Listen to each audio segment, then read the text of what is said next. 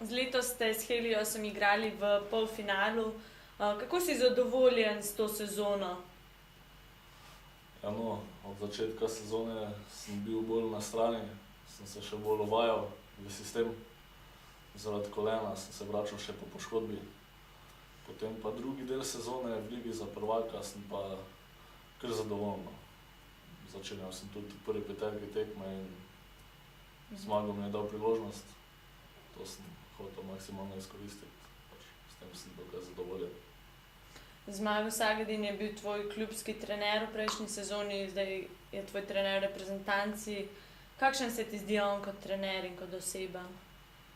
Ja, res je, da ga mogoče mi, ko smo s Heliosom, poznamo dosti boljše kot ostali. Drugač, trener je super, no, gre v detajle, spozna se na košarko, res mojster za košarko. Drugač, vsi tudi vejo, da je strog, pa da ima trd način dela, da pač treba podelati.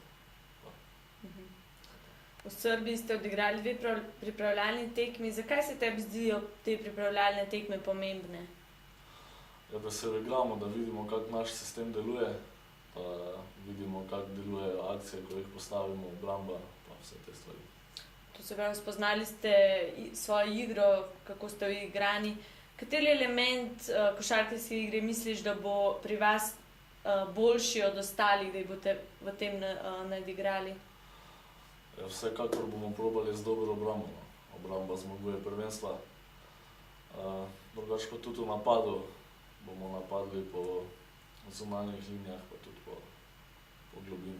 Mislim, da imamo vse kakovosti za to. Komu pa misliš, da bo Zmago Sagadin podelil kapetanski trak? To pa ne vem, to pa še Bog ne ve, po moje.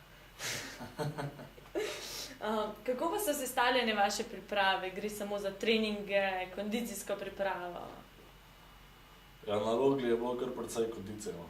Pol smo šli v Srbijo, tam je bilo malo manj. Zdaj v Zrečah je pa že več taktike, pa več uigravanja, sicer tudi malo kondicije, fitnessa, ampak več ali manj gre za taktiko pa to. Kakšni pa so tvoji načrti za prihodnost? Naslednjo sezono ostaješ v Heliosu ali greš kam drugam? Jaz imam pogodbo v Heliosu, tako da ostajam v Heliosu.